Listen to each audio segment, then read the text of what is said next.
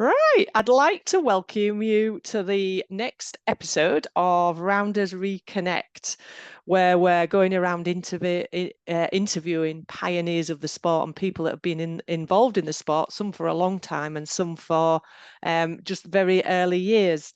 And it's my pleasure. I've only just been chatting to Pauline for the last 5 or 10 minutes, but wow, what an interesting history Pauline's got.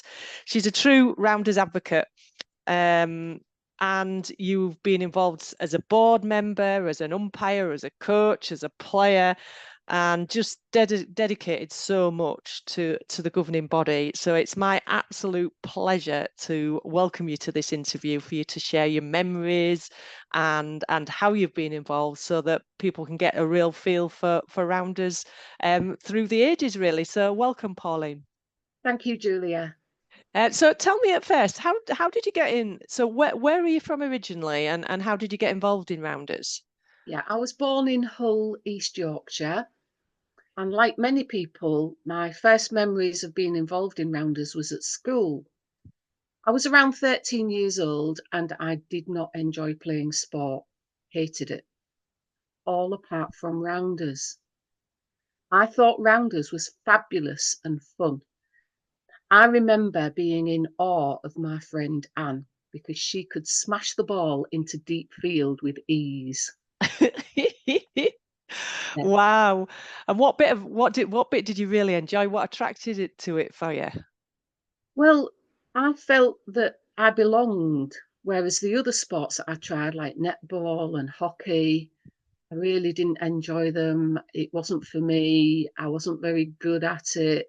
But rounders, I felt that I belonged and that I could participate and have fun. Yeah, rounders was the only sport really that grabbed me.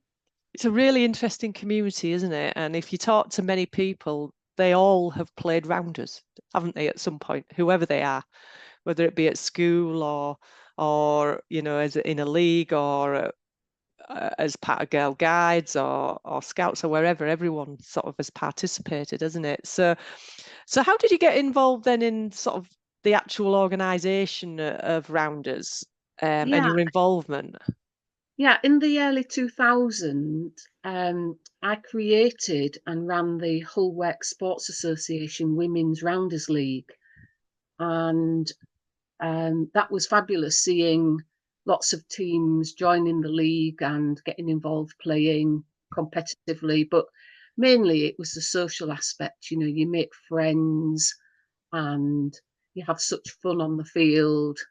You know, it was really a fabulous experience.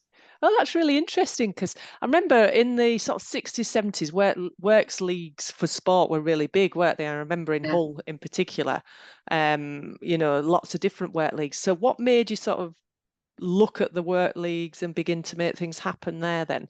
Well, that was because I had already been the netball section secretary and developed their league from a dying duck of one division to 8 divisions, and it was only played in the summer. And I developed it into an all year round sport.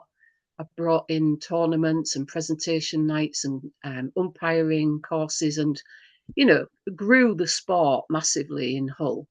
And so I went to the Hull Works Sports executive and said, "Would you like a rounders league?" And they went, "Yes, please, Pauline." So that's how it happened. And is that when you got involved in the governing body then? Not initially, not initially. I set up the league, and then I had one or two questions, about buying equipment and rules and so on. And so then, of course, I rang the what was then the National Rounders Association. That's what they were called. Yeah. And they answered my numerous questions. And that was my first contact with them. So what's your memories of running the league then, and how it ran out and the people involved with it? Yeah, well, it was a lot of hard work, but I'd already had like a trial run, if you like, with the netball. And the majority of the players that were coming in to play rounders were my netball friends. So I knew most of the people already. And I'd already learned a lot from running the netball league. So it wasn't so difficult. The most difficult thing was persuading the executive committee that I needed trophies, because they were very reluctant to part with their beautiful silver cups and make new runners-up shields for me, but I managed to persuade them. And who was the executive committee? Was that of Rounders or of the Works Leagues? Of the Hull Works Sports Association, unfortunately, they were all now deceased. They were all elderly gentlemen when I Yeah, first met yeah, yeah, yeah. and the last one, the chairman, died about a month or two ago. But yeah, I had to convince those gentlemen, the 4 executive members, which I did. So was it mostly women playing then, or was it mixed, or? Yeah, ours was a women's rounders league. Yes. Yeah. And how many did you get up to then, numbers wise? We had 2 divisions. So from memory, excuse me, from memory, I think we got up to 10, 10 teams. Yeah, yeah. And did you play home and away and Yes. Yeah. yeah, yeah. Every team had to have a home venue, which was usually either a school pitch or local authority park, Mm, And so you would host the team on your pitch and then you would play away on their pitch. yeah, yeah. Wow. And that was, as I say, in a later time, it wasn't the thing that was happening really, was it? So, you No. were. So when you were obviously administrating, so what else did you get involved with at that time then as part of Rounders? Well, with the help of the National Rounders Association, I found out about umpire courses and they helped us, to put those on. And I also managed to apply successfully for a grassroots grant. And I spoke to Alison Howard, who at the time was the chief executive officer, and I said, "Oh, we've got this money, and I'm just, wondering what you think would benefit us." And she said, "Coaching courses, Pauline." And that was the first time it had ever popped into my head. And so that was and other teams, Mm. every team could have a person on this coaching course. And so that was my introduction to becoming a rounders coach. Oh, tell us a bit more about that then. What did you have to do? And Well, so I attended the UKCC Level 1 Rounders coaching course hmm and was successful, qualified in that. And then I decided that I wanted to progress to the next level, which was the UKCC Level 2. And I did that. And actually, the course that I attended was the very first one for the Level 2. And I was successful in that as well. So that was good. yeah, because Alison was very instrumental, wasn't she, in bringing the qualifications in for umpires and coaches? Yes. Yes, everything was being tidied up and smartened up. And then, of course, there was the name change from National Rounders Association to Rounders England. And I was briefly an employee of the National Rounders Association, and I worked in a very tiny little office in a Sheffield school. And Alison Howard worked from home. Anyway, I remember her coming in one day, beaming, smile on her face, and she said, "I've just managed to get a Sport England award for rounders." It was the very first one, and I think it was over £1 million, and it was so exciting. Yeah, yeah. And it really progressed the Yeah, sport, didn't it? Did you see a yeah, change when she accessed that funding? yeah. Alison Howard was amazing, absolutely. Yeah, still Oh, is. I mean, she's yeah. retired now, but yeah, She's still with so, us. so driven, and Yeah. did amazing things. So Yeah. what sort of thing were you doing in that little office in Sheffield then? So what happened was I had been working full time and I stopped working full time and I wanted a little part time job of some Mm, description. And I'd had quite a few phone calls with the National Rounders Association. And um, most times it was a man that answered the phone. And I got the impression that he was really overworked and understaffed and could do with some help. So I thought, be cheeky, Pauline. So I rang him and I said, "You sound like you're really pushed for time and struggling. Would you welcome some help with the admin?" And he went, "Leave it with me, Pauline." Anyway, he came back to me and I was interviewed and I then began working on their membership database. and there were lots of duplications and omissions and mistakes and so on. And I tidied up their membership database for them. And I was based in the first office, which, as I say, was this tiny room, no windows, no room to swing a cat. Literally, you could literally put your arms out and touch either wall. And I worked there, and then I worked remotely from home Yeah. because So it was quite a journey for me to drive from my home in East Yorkshire to Sheffield. yeah, absolutely. Particularly on that M1, Yeah, M18, M1, it would have been, wouldn't it? yeah. So what was the difference then, actually getting involved in the governing body to being a volunteer? Did it give you the insight into what was happening? And Oh, yeah, absolutely. Because I did a bit of everything. We had membership fees coming in, checks that needed to be sent. Well, I used to take them to the bank in the village, um, answering telephone inquiries, working on the membership database.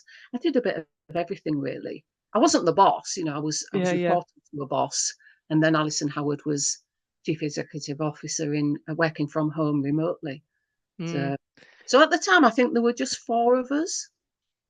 So because Alan was working from home as well, mm. two in the little tiny office, and we make Alison working remotely, Alan working remotely. Yeah, Yeah. and I Yeah. learned a lot. Yeah. Yeah. Did it take you on to doing other things then in the sport? Well, yeah, because I stopped working on this, this little admin job. I stopped working because they decided that they wanted somebody in situ in the office, and it wasn't really what I wanted long term to be driving to Sheffield and back, Mm, So I stopped working, but I actually missed being involved. So then, when they were looking for a board member, I put my name forward because I oh, wanted to be fabulous. involved. Yeah, Yeah, yeah. yeah. So that's how that happened. Ah, right. So how long did you actually work then, in the Oh, it admin was less job? than a year, I think. Yeah, Uh, yeah. And it They opened up wanted, the membership and what it was yeah, about, and they wanted me to stay, but yeah, I wasn't. It wasn't to work remotely as I had been doing from home. They yeah, wanted me to go to Sheffield, and yeah, I said, "No, it's not for me. It's too far." yeah. It is a long way into every day. Yeah, Was it increased hours then, or still part time? still part time, still the same hours. I think it was 3 days a week, but it was such a slog, Yeah, driving to yeah, Sheffield and back every day, yeah. and then constantly worrying, am I going to get caught in queues of traffic, and you know. So tell us a bit more about this board member then. So what were you on the board? Did you have to apply? And then what was your role on the board? Yeah, so I saw they were looking for board members, so I applied and I was invited for an interview, which coincided with the school's championships. So I was able to have my interview and then watch the children playing round us. So it was a lovely day. So I had my interview and was told that I was successful. And then I was able to enjoy the rest of the day watching the children playing round us. So it was lovely. Yeah. Um, and so initially it was, I think, for a 1 year term, but then I was um, elected as an elected member. That went out to a vote, to the Mm. to the members of the community, and I was voted in by the members as an elected director. I think that was a term of 3 years or 4 years or something like Mm. that. I got another term after that, so I was a board member for quite a long time. But And I what? think what helped was in the background, I'd been attending Rounders festivals and internationals all over, and every time I was watching the players, I would usually 90% of the time I would usually have my Rounders England umbrella as a parasol. So that sort of made me stand out. So when I wrote my piece to the members, to say vote Mm. for me, I'd say, you might remember me as the lady with the Rounders England parasol. And of course, everybody knew me. So that helped with the vote because I wasn't one of these people that just sat quietly in the background and nobody knew me. I was there. I was out on the field. You Yeah. name it, anywhere in England, I was there So watching were and you there supporting. watching? Yeah, Wow. yeah, Yeah. yeah. So I met all the players, all the parents, all the umpires. I was part of the Rounders family. It was Yeah. lovely. And what's it like being part of that community then? Oh, it's wonderful. It's wonderful. Yeah, it really is. It's a real community. When I'm umpiring, I say I'm with the Rounders England gang, and the rest of the time I'm with the Rounders England family. And some of the players I've known from being young, and they move on to different age groups. And one example I can give you, the player is now playing for the seniors, and whenever I see her mum, we have a big hug and a catch Oh, up. It's lovely. Yeah. yeah. So do you still umpire now? Oh yes, I'm Yeah, umpiring on yeah. Saturday. Oh, brilliant. Yeah, So tell us a bit more about this umpiring then and what games you got started obviously by doing the qualification and then yeah. where did that then take you? Yeah, so I did the lower level qualification, which is they call it prelim, but I think they've changed the names now. It's like level 2 and 3 and whatever. But anyway, Mm, I knew it as the preliminary umpire, mm, and I did that award locally and was umpiring in our league. And then I wanted to progress, so I then read up on the rules and got organised with being tested to become an intermediate umpire. A higher level, mm, higher level games. So I was tested at Hull University. A tester came through and I passed that with flying colours. And my marks were so high that I was encouraged to progress to the top level, which is the national umpire. That took quite a while because then you have to gain experience umpiring at elite level. So rather than just spectating and supporting, I was now on the field umpiring with national umpires and gaining experience of mm, umpiring England players playing, different festivals and so on. And that was a big learning curve because I was partnered with different umpires, national umpires, to learn from them mm. and be encouraged and supported by them. I And bet then you. eventually, I reached a point where I felt I knew the rules upside down, backwards, inside out, and confident enough to be tested. And so I was tested, and I did pass. So tell us, what are your memories then of umpiring? How many years have you been an umpire? Oh God, I don't know. About 10 years. I don't Oh know. I've never wow, it's actually thought of the. fabulous. I've never thought of the. Oh, actually, I've got a note here. It says 2007. I was qualified as a prelim, and Mm, it's 2024 now. So, yeah, wow. yeah. So So what I'm widely wrong with my 10 years, aren't I? just a bit. That's what we do, Yeah, isn't yeah, yeah, yeah, it? yeah. So tell us a bit more about any stories you might have about umpiring or things that memories that from games Mm, and things that stick out and it just anything that just comes to you. um, well, it's all been good. I haven't had any bad experiences really, and particularly when I was making the step towards becoming a national umpire, that was fabulous because these umpires that I'd been watching for years, these elite umpires, these national umpires, were suddenly my partner on the field. And that was really good. And I had a mentor to, explain what I needed to do. I mean, simple things like the best position to stand. Mm, Yeah. And a couple of times I did get it wrong.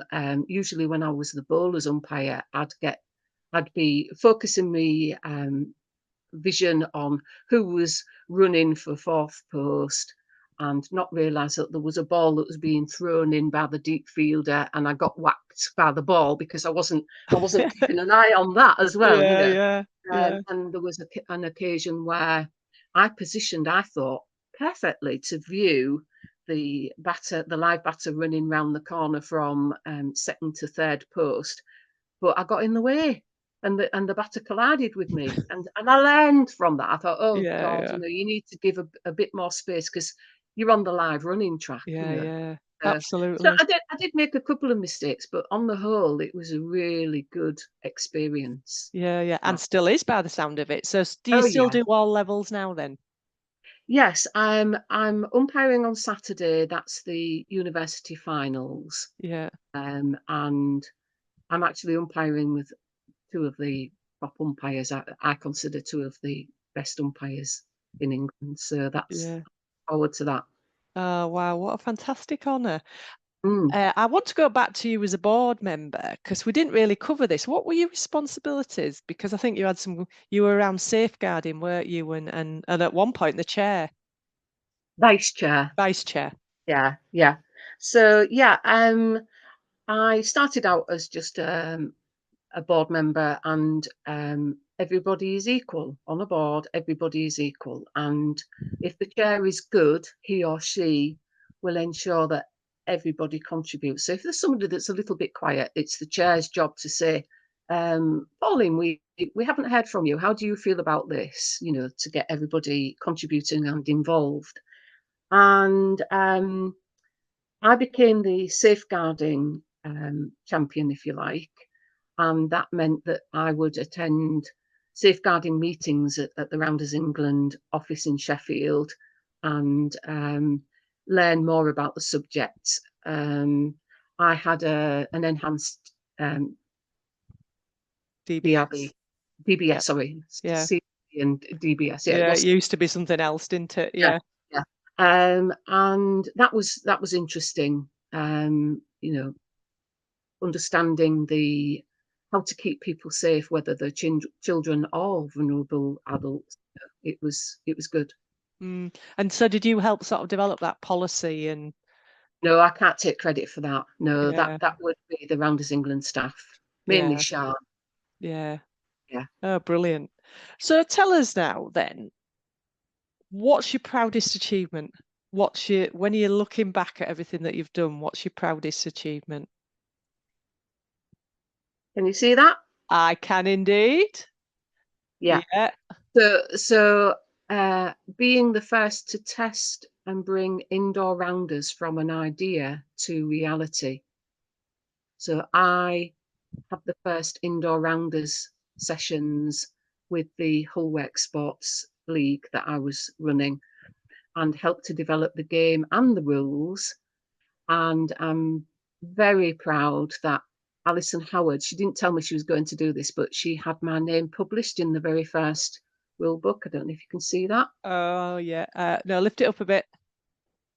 That's it. Yeah, yeah, So that's very special. yeah, Uh, and the other thing is being made vice president of Rounders England. That was a yeah, real honour. yeah. Well, you've done some amazing things, Yeah. haven't you? And to actually do the indoor and set it up, that Mm. just goes down the generations, doesn't it? Because that opens it up for more people to be able to participate. Absolutely. It used to be just a spring, summer sport because obviously you can't play rounders outdoors Mm, in the winter. You've got dark nights, you've got snow on the ground. And so what do you do in the winter? Not a lot. Well, now you can play indoor rounders all year round. yeah. And is that what's happening? Yes. Yeah. And all different age groups.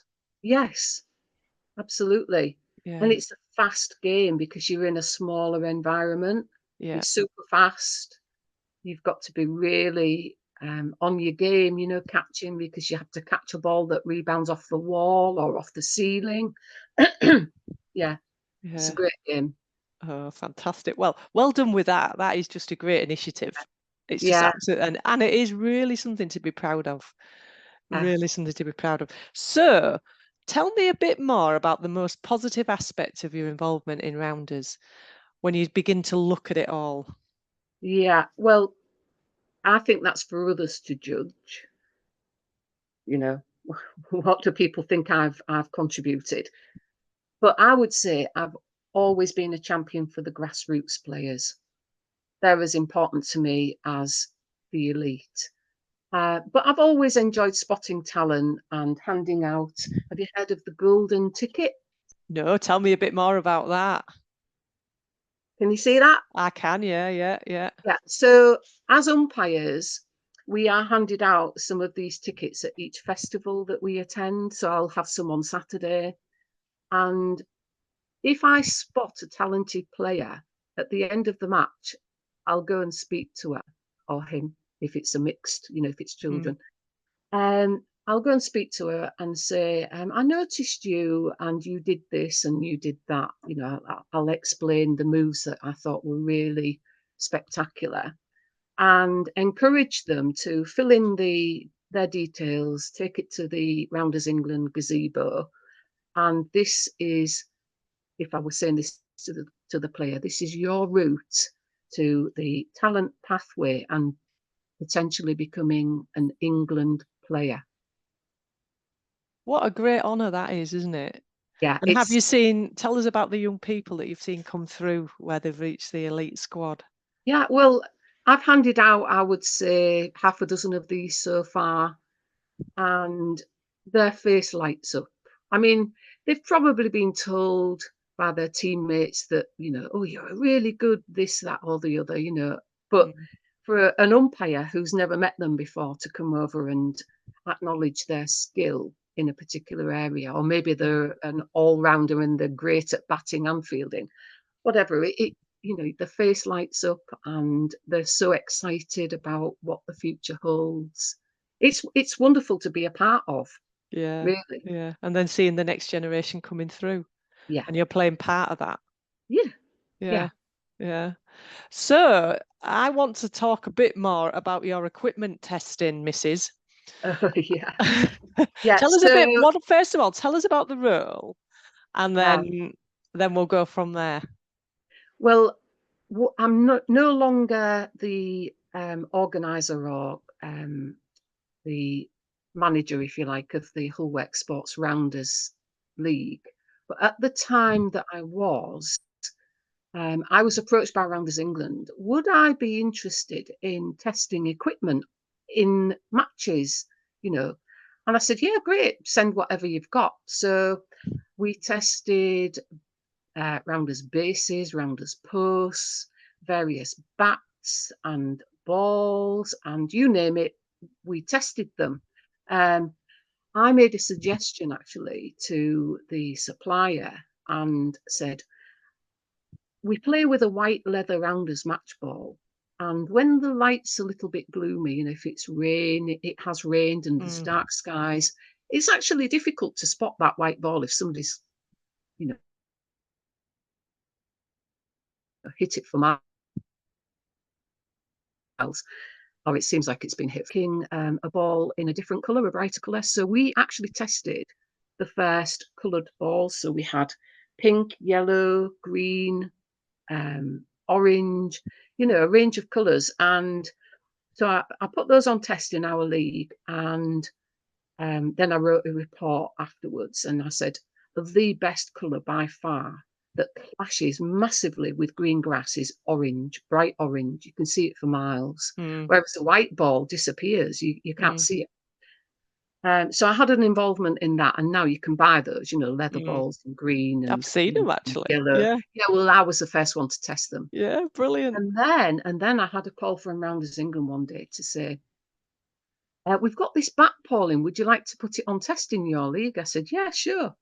So they said, oh, it's a very special bat. It's a composite bat. At the time, you had the choice of a wooden bat or an aluminium bat.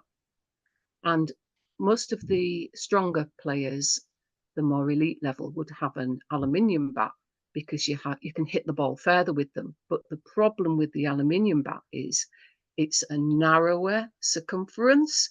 So your grassroots player looks at that bat and thinks, oh God, I won't hit the ball with that. It's not big enough.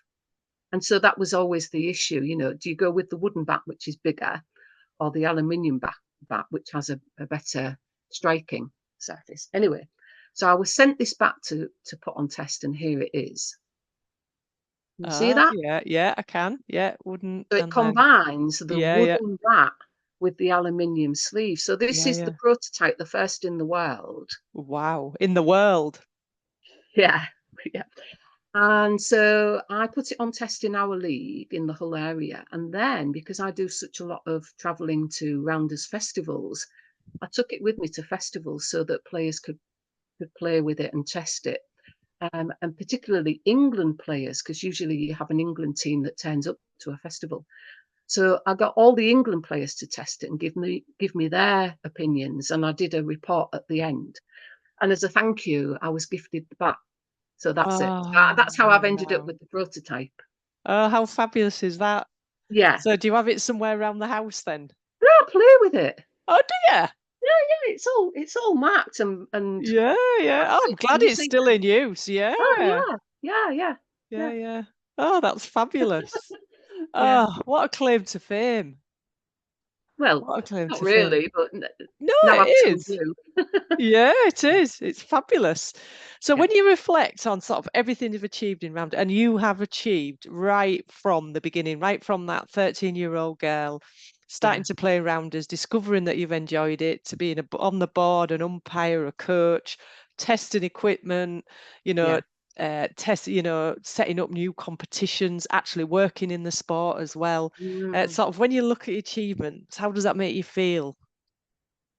Well, a real sense of achievement for my coaching, umpiring, selecting England squads because I used to be on the trials for Absolutely, yeah. England. And I would say Rounders England make me feel valued. And I have such fond memories of the people I've met, the fun times I've spent with the Rounders community. It just makes me feel really great to be a part of it. Yeah. Well, Yeah. thank you for sharing. And I don't know if there's anything else you haven't shared yet that you feel, Julia, you haven't asked me a question on that you would say. No, Um, I think we've covered just about everything. Yeah, I've got some notes here to refer to. Oh, you did say earlier that you wanted some examples of funny moments or yeah, that would be experiences. So if brilliant. you don't mind, I'll mention a few. Yeah. So one example is I was sat on a hill watching the Wales versus England international held in Monmouth, Wales. Our England backstop, Emma, was in dazzling form. We were sat near a Welsh family group. I heard a man, I'm assuming father of a Welsh player who was on the pitch. I heard a man say to his family, "The England backstop is a one-person team destroyer." We England supporters had a wry smile on our faces because Emma was just amazing that day. And she single-handedly got players Wow. out, and she was just Yeah. amazing. Yeah, so I've never forgotten that quote. Yeah. Oh, Yeah, wow. yeah. Wow. And did you Another tell example. her about it? No, no, because the players are busy, Yeah, and yeah. when they finish the get together with the team, then they get together with their parents, and then they're off home because Mm. they're in Wales and they want to get home. And then another example I can give you. I went to the Isle of Man versus England international. The England coach organised a rounders game for the parents and supporters, played on the beach. And that was really great to play beach rounders. I bet it was. I remember the men, that's fathers of players and so on, shouting, "In the sea! In the sea!" They wanted every batter to hit the ball in the sea so that the poor fielders had to go in the sea for the ball. It was brilliant fun. Yeah, Do yeah, you know, and that just demonstrates how fabulous Rounders is and where it can be played anywhere. It's inclusive, yes, and it's such a great community, isn't it? yes, yeah. We had to watch ourselves because there were rocks on the sand, and you Yeah, could have yeah, broken your ankle if you weren't watching where you were running, yeah, but it was such brilliant fun. Beach yeah, rounders, I can recommend it. Yeah. yeah, yeah, Do you want yeah, to hear another one? yeah. Go on. Yeah. Okay, one more. I was at the school's national finals held in Corby, Northamptonshire. It was the lunch break, and the school team were busy practicing. A young boy dropped the ball so many times when it was thrown to him, I lost count. This poor boy just couldn't catch. I watched his team play the next match. The live batter smashed a ball in this boy's direction. and he made the catch, which helped his team to win the match. His teammates went crazy with cheers and celebrations, and I'll never forget the look and the smile, the beaming smile on his face. It was wonderful. When it counted, Oh, he made the catch. absolutely. And how will that boost his confidence and Yeah, self-esteem? yeah. So I've got Oh, what a moments like lovely that. story. Yeah, I've got moments like those that I've just mentioned. Different experiences. Yeah. You could It's write a book on all those different scenarios, yeah, couldn't yeah, you? Oh, Pauline, it's been an absolute pleasure. Thank you for giving your time and thank you for sharing everything that you've done. And you are, as when I first opened up and when people have been talking to me, a true Rounders advocate. And you can see by the way and the joy that you talk yeah. about Rounders, what pleasure it's brought you right through your life. So thank you so much for sharing everything. Thank you, Julia.